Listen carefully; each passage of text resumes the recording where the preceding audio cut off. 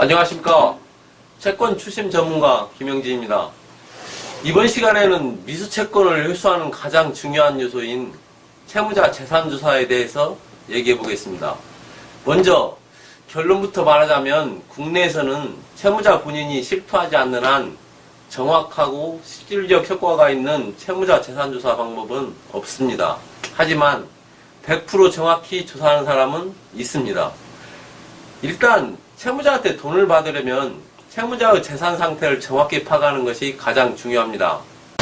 채무자의 재산 상태를 파악해서 채무자의 재산을 빼돌리지 못하게 가압류나 가처분 조치를 해놓고 재판을 해서 승소해서 집행을 진행하는 게 자진 변제하지 않는 악성 채무자에게 돈을 받아내는 가장 기본적인 순서입니다. 시중에 신용정보회사와 유튜브에서 활동하는 추심 전문가라는 곳에 의뢰하는 방법도 있습니다만 정확하지가 않습니다. 그런 곳에서는 채무자의 초본을 떼서 그 초본 주소지 부동산 소유 여부를 파악하는 것 말고는 다른 방법이 없습니다. 그 초본상의 주소지 말고 다른 곳에서 부동산을 소유하고 있다면 그것을 찾을 수가 없는 것이죠. 그것은 재산조사라고 할 수 없습니다. 그 사람들 뿐만 아니라 현실적으로 전혀 방법이 없습니다. 신용정보회사나 추심 전문가들에게 전국의 부동산 보유 상황을 정확히 알 수 있느냐 물어보면 할 수 있다고 하는 데는 하나도 없을 것입니다.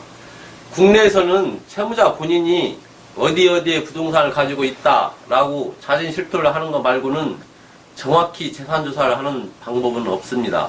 하지만 결론적으로 말해서 저는 제주도나 강원도에 숨겨놓은 재산도 정확히 찾아낼 수 있습니다. 채권 추심에 대해서 어느 정도 아는 분들은 그게 가능하냐고 반문하시겠지만 제가 제 영업비밀을 여기서 다 설명할 수는 없습니다.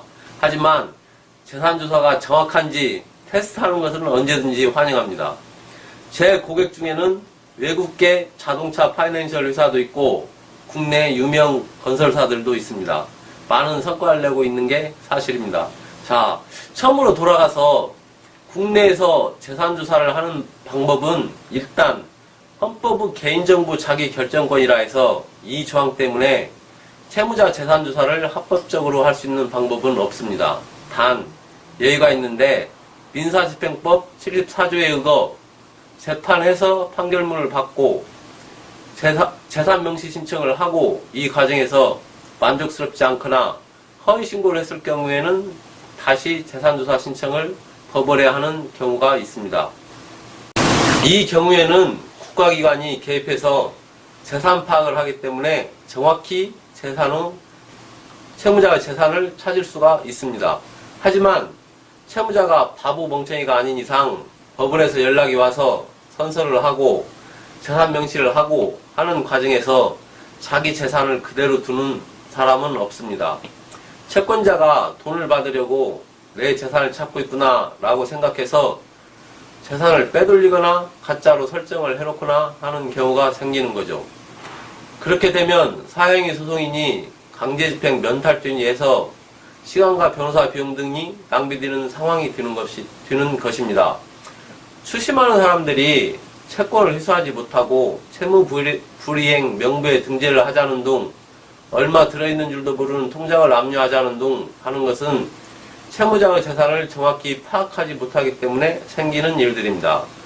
앞에서 말한 바와 같이 채권을 회수하는 가장 빠르고 정확한 방법은 채무자의 재산을 정확히 파악해서 먼저 가압류나 가처분을 해놓고 소송에 들어가는 것입니다. 이 절차를 먼저 해놓으면 대부분의 채무자들은 소송까지 가기도 전에 변제를 하거나 조정이 이루어지게 되는 것입니다. 연락 주시면 채권자들의 소중한 시간과 비용을 낭비하지 않고 채권을 회수해 드리겠습니다.